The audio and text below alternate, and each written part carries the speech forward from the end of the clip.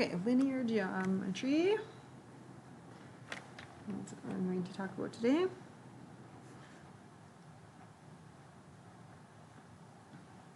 Okay, so in grade 9, you would have done things like this. I'm going to make an X and a Y table. So 1, 10, 2, 7, 3, 4, 4, 1, 5, -2.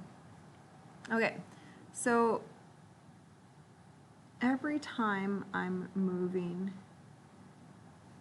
with X moves 1, okay, if every time X moves 1, what happens?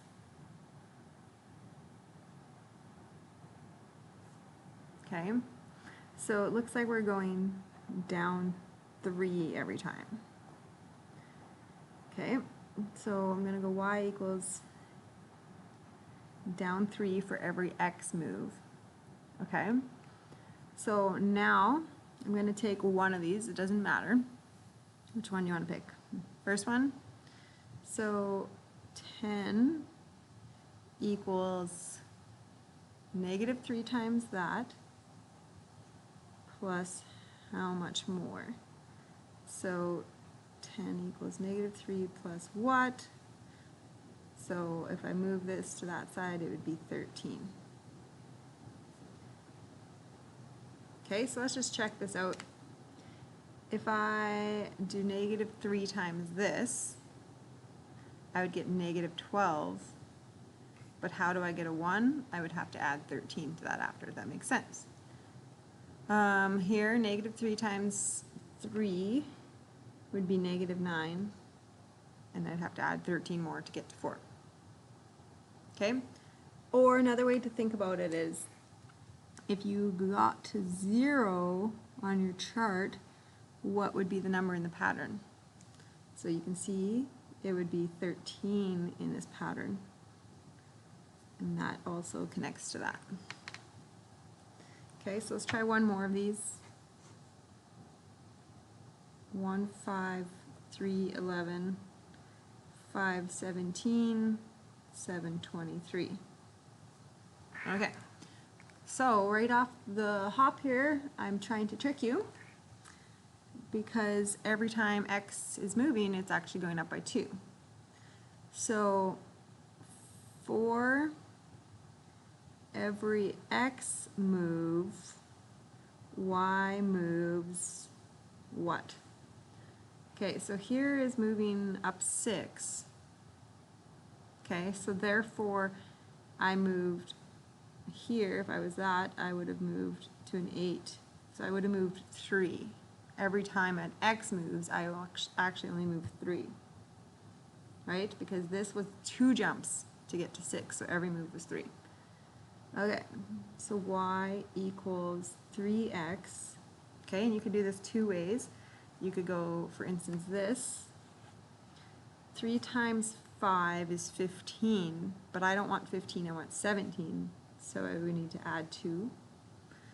Or you could put 0 in your chart and say, well, if I had a 0 in here, therefore I would be at 2, because I would be doing a jump 3.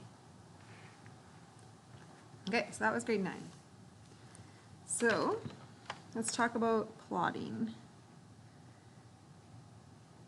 points on a graph.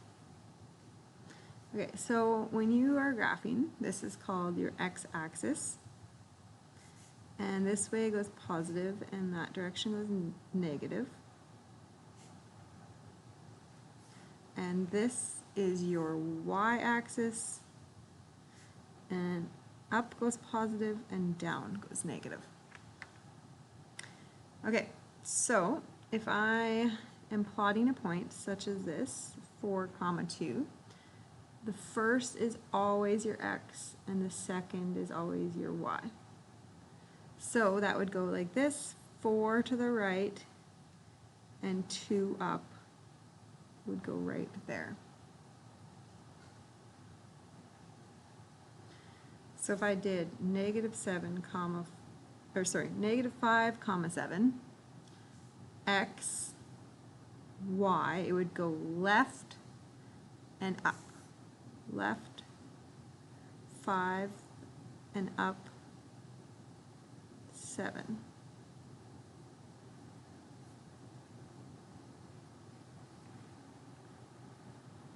Okay, -1 comma -4. So -1 is left 1 and then down 4. That would be it there.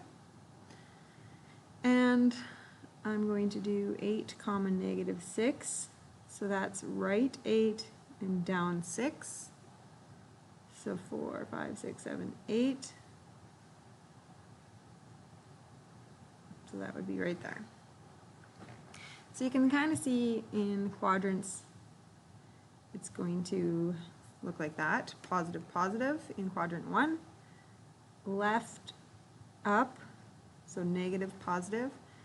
This quadrant is left and down. This is right and down. So that's what it will always look like in those quadrants.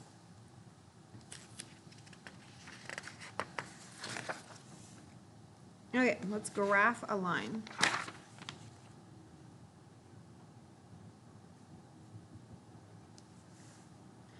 Okay, so here's your equation, x plus y equals 9.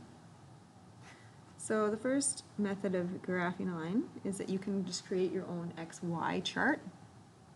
So you can just pick any kind of x number if you want. So let's just go, I don't know, 3. So if x was 3, 3 plus y would have to be 6, right? Because they'd have to add up to 9. Okay, any other number, you can go like 5. If x was 5, y would have to be 4.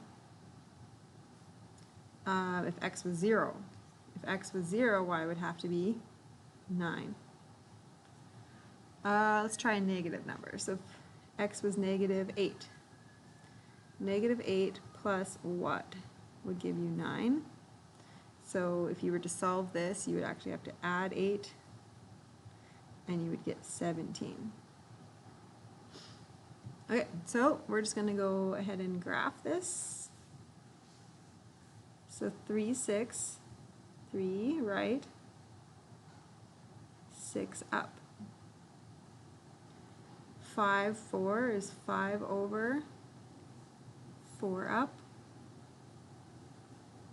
0, comma 9 is 0 left and right, so you're right on the axis, but you got to go 9 up. So 6, 7, 8, 9. Okay, I'm not going to plot the other one because I can already see that I have a straight line forming, so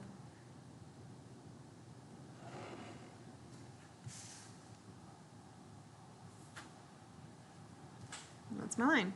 So -8 comma 17 would be left 8 up 17. So it would be over here somewhere. You can see how it would fit on that line as well.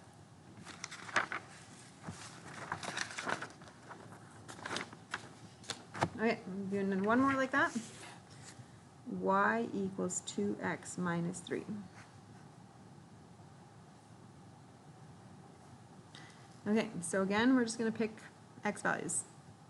So I'm going to go 0. So if x was 0, 2 times 0 minus 3 equals -3. If x was 4, 2 times 4 minus 3 is 8, minus 3, so that's 5.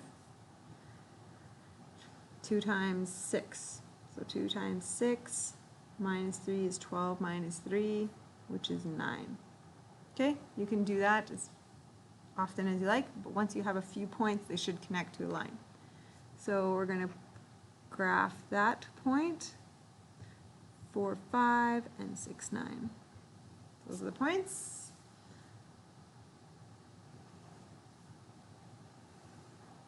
Okay, 0, -3, so move left and right, none, and then down 3. Move right 4, up 5.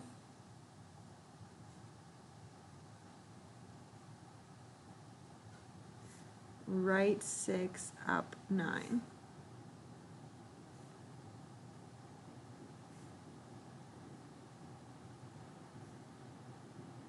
Okay, and I can see I'd have a problem if that point was like way over there. I probably did some kind of math wrong, because I know that these points should form a line.